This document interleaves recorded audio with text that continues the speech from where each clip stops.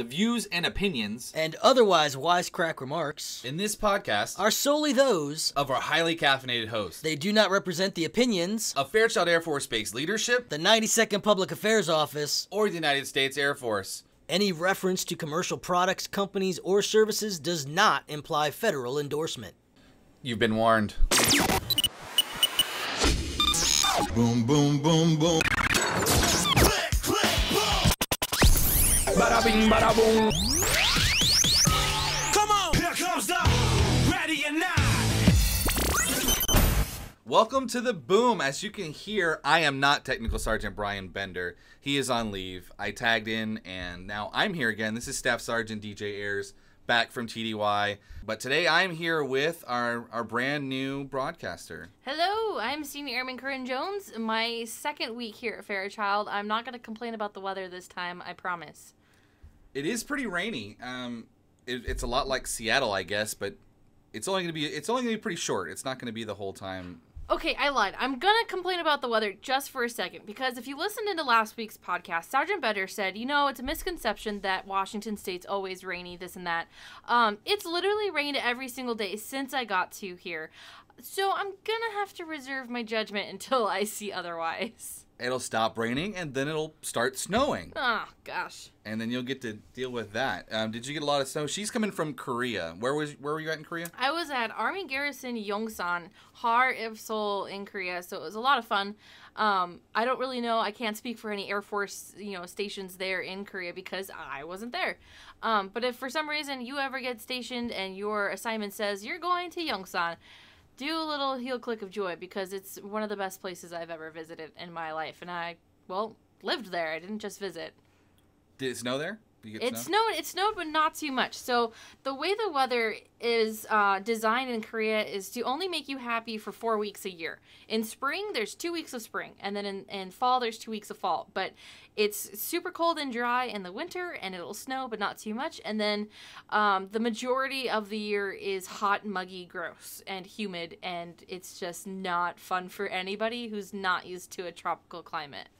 That doesn't sound very encouraging. I thought you said people want to go there. Well, there are so many things that are, beneficial about it that you kind of okay, I guess I can deal with it. Fortunately, most places are really close to a subway station. So you're like, if I can brave the heat and grossness for 10 minutes, I can walk to the subway station, and then I can go someplace else, go inside, go shopping, go see a show. And if you want to go out and, see the palaces and the temples and things like that, you definitely want to go either early in the morning or late in the afternoon, or, in the 2 weeks between each season where it's really, really beautiful. That sounds like a pleasure. Me personally, I don't have any desire to go to Korea, but the food is good, so maybe I would be happy with that. This week's podcast, we have some new topics. We're going to talk a little bit about Ebola. Bing, bing, bing. Probably have not heard enough of that on the news. No, not even remotely. It's like the catchword, like Pee Wee Herman's is like, you said the word of the day. You all remember what to do whenever anyone says the secret word, right? Scream! Right! Ebola. Everyone's got to say it once a day in order to get their Ebola ticket. And the Air Force has some ways that they're handling it and preparing for it, in the event that something bad happens. But we'll get into that later. We're also going to talk about the new MREs. Yes. Meals ready to eat, right? That's Meals ready to eat. They say that, but I feel like there needs to be quotation marks around ready, because one, they take a couple minutes to heat up and everything, and two, sometimes they're a little questionable whether or not they're actually ready to be consumed by anybody. And apparently they're going to add some new menu items for those who get to enjoy MREs frequently. Including the one that everyone's been waiting for. You know what it is, we know what it is, but keep on listening because we're really going to tell you. All right, we're also going to talk about Veterans Day. Of course. It's coming up here in a couple of days. About 4 days from now on Tuesday, it's going to be Veterans Day, and we got the lowdown on all kinds of things going on. Not just free food, which of course everyone looks forward to, but your ceremonies, your fun runs, and all kinds of good stuff. And discounts. Who doesn't love to save money? Everybody. Also, we're going to talk about how to get ready for the winter weather that's coming up, especially when it comes to your vehicle. But first, let's get back to that catchword of the day, Ebola. Ebola or Ebola? Ebola. Although I did hear someone say Ebola once, and it made me chuckle heartily. But yes, Ebola is what we're talking about, and how the Air Force is getting involved in the Ebola eradication mission. Dover Air Force Base is already ready to handle the Ebola mission. The 436 and the 512 Airlift Wings met together with the Centers for Disease Control and basically did a tabletop exercise on how they would handle the Ebola crisis. Because we do have service members that are in Africa, and what happens if one of those people get infected? Well, I imagine, I don't know about at Dover Air Force Base exactly what they're planning for a contingency if someone comes back infected, but Langley Air Force Base in Virginia actually has their own pretty awesome plan happening here for, they actually have their own Air Force members in the local area that are being deployed to Africa. I think this is pretty awesome. This is gonna blow your mind. They have a robot, a germ zapping robot. It kills pathogens by using high intensity, high energy ultraviolet rays, also known as light. But it's pretty awesome. So they have this robot that kills germs by lasers, essentially, because that makes it more fun. It's in essence a sophisticated heat beam which we called a laser. And they call it Sol. And Sol's pretty awesome because he can kill 99.9% of germs in a 7-foot radius. So he's like Purell. He's like light Purell robot. Instead of spraying everyone with, paper cut finding alcohol, he's spraying everybody with germ killing light. Of course, we know that people coming back with Ebola is not really super high risk at this point. Of course, there's always a chance that it might happen, but it's really unlikely. In order to not kind of lose out on this investment, Langley is also trying to use the robot Sol in other ways. They're going to be having him on standby just in case someone comes back infected, but the hospital workers are actually planning to use it on a daily basis to help disinfect their hospital operating rooms. That's awesome. It'd probably cut down on things like staph infection Yeah. and some of those, diseases that unintentionally people get. A lot of people think, hey, hospital is super clean, but, a lot of people that are sick are going into these hospitals. They're going to have germs. You go into an operating room. Now people there can know, what? Sol was in there. He blasted the germs open, killed them, and they can sleep a little better on the operating tables. They get their insides fixed. That's awesome. So, I don't know how to... Get their insides fixed? Get the insides fixed. So that's the awesome story of Sol the robot in Langley, Virginia. That's only going to be affecting Air Force members in the local area. We need to talk about something that's affecting everyone in uniform. Would that be the new MREs? The new MREs! Meals refusing to excrete. No, that's not right. That's No. just rude. That's... Meals ready to eat. And, of course, Sergeant Ayres, I've been talking about this. I'm really excited about this because they're coming out with a bunch of new menu items. I think people are really going to be excited. No steak dinner, but, it's going to be close. So some of the things that they're coming out with are going to be chicken burrito bowls, chicken sandwiches, applesauce pound cake, just like Grammy Me's make. It's like Panera bread, but for... MREs. So you're thinking, okay, chicken sandwich, but they're also coming out with new sauces to put in the MREs too. You can get buffalo sauce, hot chili lime sauce, which is totally awesome. You want cranberry grape drink? You're getting cranberry grape drink. And also hash browns and bacon. Everything's better with bacon. It's real bacon? Is it real anything in MREs? I'm pretty sure it's real food, but... Dehydrated. When I was a kid, my dad used to he was in the Army, and he brought home MREs, and they had something I don't really see anymore. It was dehydrated fruits.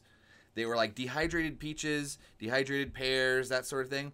And you're supposed to add water, and then it rehydrates it, and then you eat it with a spoon. I'm not okay with that. But as a kid, because it looks like a rice cake when you pull it out, it's really dry. Yeah. If you take a bite out of it, your mouth rehydrates it. And that was so neat to me. And they don't sell that anymore. Or they don't sell that. They don't put those in MREs anymore. I feel like when they do, I don't know if they do fruit, because dehydrated fruit, like apricots that are still kind of moist, I feel like those wouldn't really work well. But see, yeah, this stuff was super dry. It wasn't like, when you go buy like freeze dried.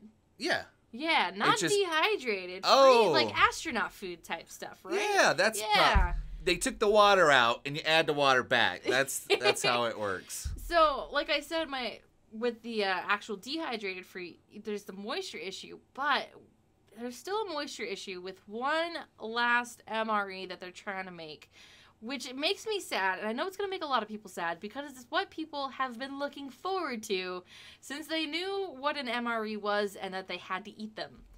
I am so excited because they're making the holy grail MRE that everyone's been asking for every time they have a chance. Spam? Pepperoni pizza. Oh, pepperoni pizza.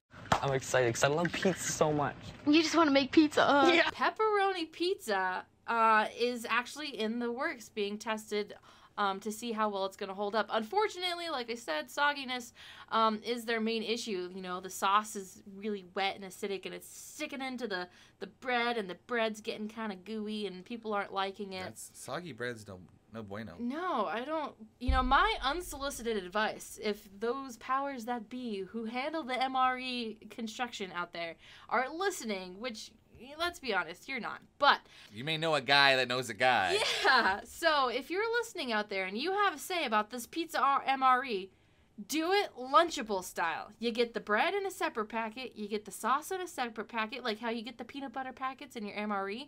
Make it with tomato sauce and then a little bit of, that freeze-dried cheese or something. It's a paste, though. I think you could figure it out. I think it would work. When you're hungry, it doesn't really matter. And then you could do it... as long as it tastes good. Yeah, you could do it like a deconstruction style. You take a bite of the bread and you squirt some sauce in your mouth. Because I know I've eaten MREs that way. I cannot be alone in that. Especially like you get the pork rib and the sauces on the sides. I haven't had the pork rib. It's kind of my favorite. Completely, Is it like a McRib in a package? Essentially, yeah. It's kind of like processed meat chunks all pressed together in this little block. But you heat it up and there's barbecue sauce and it's pretty tasty. But my favorite thing is that pork rib often comes with a packet of soup. And it's either clam chowder or potato soup. And if you get the potato soup, you gotta eat it cold. It's so good. I don't know why, but it's probably my favorite thing from an MRE I've ever eaten. You gotta get the potato soup, and you gotta eat it cold. You may be alone on that one. Yeah, probably, but I am sticking by my convictions. So hopefully we got MREs coming out, in the next couple of years. Of course, they put new ones out every once in a while. Don't worry, vegetarians out there, they're doing macaroni and tomato sauce and spinach fettuccine, so there are things for you out there as well. But let's be real here. We're all looking forward to the pepperoni pizza. Then maybe they might come out with a cheese pizza later for those vegetarian folks. Yeah, maybe it's or the pepperoni. Or you just don't add the pepperoni. See, I'm telling you, Lunchable style. You got to deconstruct it and let the person put it together. They get it just how they want. So, of course, we're talking about food, which is always great. But it's kind of like time for the free food day of every veteran's life, Veterans Day. Oh yeah, I'm. That's not the only reason that we celebrate. Of course, by any means, but let's be real about it. So, do you know why or where Veterans Day started? I don't know exactly when. I want to say 60 years or so. I don't know exactly when, but I know the kind of tradition behind it. Typically, when you go to a Veterans Day ceremony that's on a base or in a cemetery or something like that, the events are going to start at 11, or you're going to have the 21 gun salute at 11 o'clock, because the decree for Veterans Day was that the veterans would be, honored and remembered at the 11th hour of the 11th day of the 11th month. Well, that's actually when the peace treaty was signed during World War I, also known as Armistice Day. Schooling me! I know half of the thing, See, but not all of it. I had Wikipedia. I won't lie. Yeah, they declared peace after World War I, and that's where our holiday came from, on the 11th day, the 11th hour of the 11th month. Yeah, I think it's pretty awesome, and it's it's an easy mnemonic to remember. Well, when are they going to be doing that for Veterans Day? Well, it'll probably be at 11, on the 11th, and I hope in November. Food. Yeah, everyone. So of course we got to get back to food. I know Veterans Day is about so many different things. People, honoring people's sacrifices and those that have served, and especially those of us that are still active duty. I think it's really important to, you got to think about the people that have come before us. We're here where we are now because so many people have done what they've done in the past. Absolutely. But they've also eaten a lot of free food. Like, let's just be real about it here. I like free food. Free is my favorite flavor. Free is everyone's favorite flavor. So here in the area, there's going to be a lot of different places where you can go. Fortunately, we have this handy dandy little list here telling you what you can look forward to if you want to get your snack on. I know Sergeant Ayres here has the lowdown, which is super awesome because he gets to be your hero for the day. There's some common ones that most of us know, like Chili's, Olive Garden. But did you know the Outback Steakhouse? Golden Corral I knew about. But that one is always really busy in Spokane. Yeah, well, also what's cool about the Golden Corral is you get the free meal on Veterans Day. But if you go in any other day, you already are going to get a discount. So they always provide a military discount, which I think is pretty sweet. Well, there you go. So if you pick another place to go on Veterans Day, or you stay home, or you have a barbecue, or whatever, you can hit up Golden Corral on any other day. Yeah, so one of my favorite ones that they're going to be doing here in Spokane. Okay, so I just moved from Korea. Where oddly enough, Krispy Kreme donuts are pretty popular. You can actually find like a Krispy Kreme that has donuts. But you don't get them for free, but you do on Veterans Day. Spokane Valley, hit it up. It's going to be super exciting. Or, you know, super sweet. Wah, wah. Or if you're out in the Spokane Valley area, Boston's is also doing free individual pizza. So, okay, so Boston's Pizza Place. New to the area, you say Boston's, and I'm thinking Boston Market. Different place. Different place altogether. But we also have Red Robin, Little Caesars, Denny's. There's a plethora of different places where you can get some free grub on Veterans Day. Yeah, and it's my recommendation, if you want to know a little bit more, you can go online.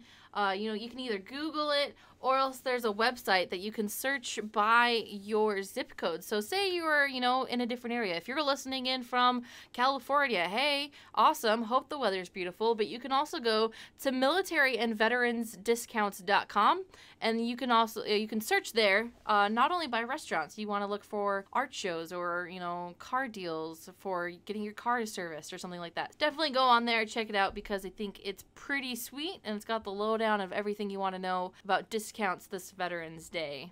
And if you happen to pack on, a few pounds after all this free food, November 15th, the National Veterans Day run at Riverfront Park in Spokane will be happening. And the cool thing about this is, we go into these runs and we always think, all right, well, it's probably going to be like a 5K. Well, this run's going to have 3 different races. They're having the 1 mile race, a 5 kilometer, and I'm not entirely sure why, but I'm pretty sure it's in keeping with the theme, the 11K run as well. You do have to pre-register online before, so if you want to do that, you can go onto the interwebs, and all you got to do is get onto www.veteransdayrun.org/register/Spokane. So when you do that, you can register for the run. You go on the Saturday morning, the 15th. The whole thing starts off at about 7 o'clock. You go pick up your packets from pre-registering. There's going to be a pre-race event ceremony at 8 o'clock to, honor the veterans. And then after that, I hope your legs are ready, because it's running time. We can't also forget that there are some events for to hear some veterans talk and about what Veterans Day means to them.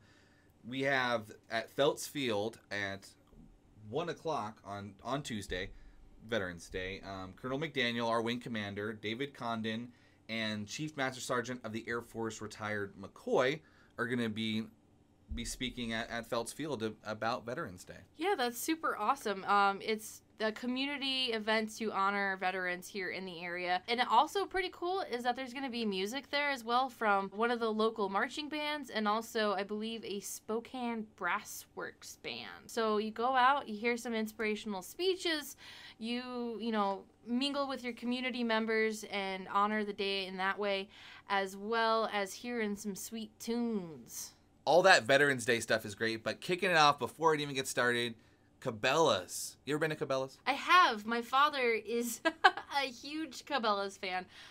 He's a gun collector and he likes to hunt and, all that kind of stuff. So I'm pretty sure if we let him have free reign in a Cabela's, I wouldn't see him for like 2 weeks. You could hide with the taxidermied animals and maybe swim with the fish. The place is really neat. Even if you're not like a big outdoorsy type, I think once you walk through there, you become that way. You're like, I didn't know I needed a fire starter, but they have like an assortment of them, and I want one. I used to go with my dad when I was younger, and he would, of course, go off and do dadly, manly things. And I'd be like, I'm going to go watch the fish. And then you get there, and you're like, these are trout.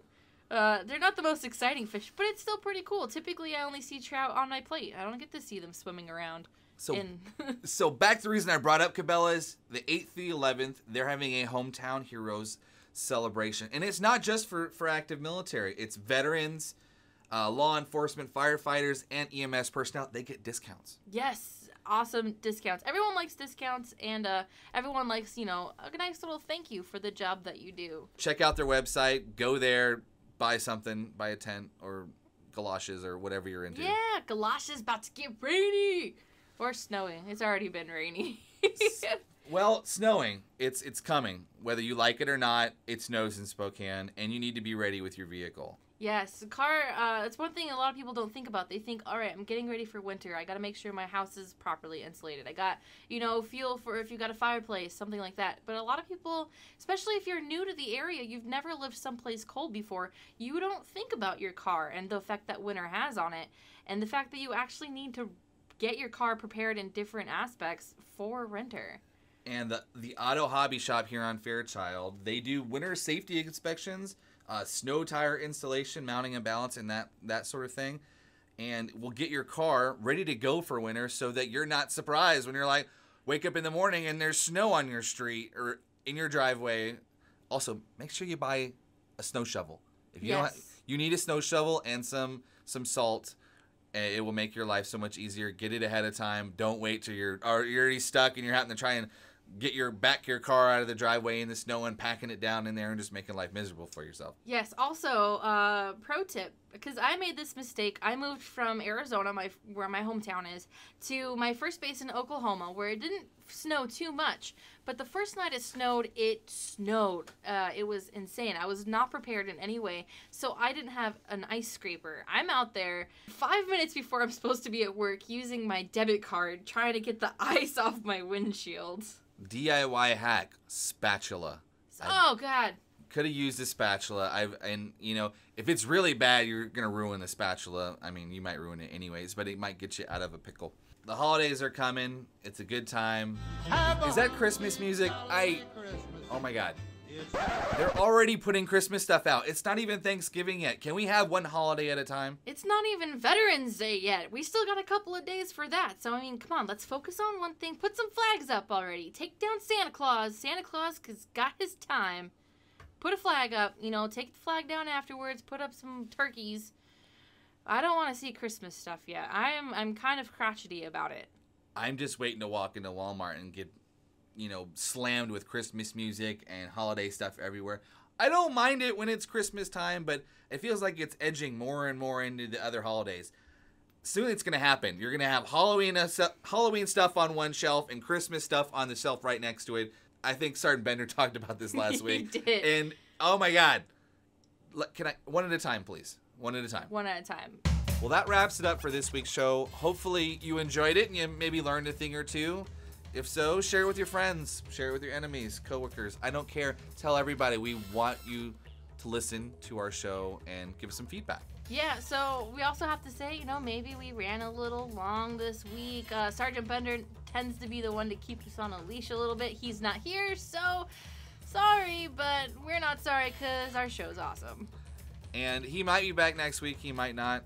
Who knows? The Air Force is a demanding job, and he has to do that stuff that tech sergeants do, and we don't. So even if he's not here next week, listen in for a bunch of awesome important stuff and some not so important stuff.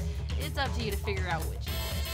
So till next week, this is The Boom!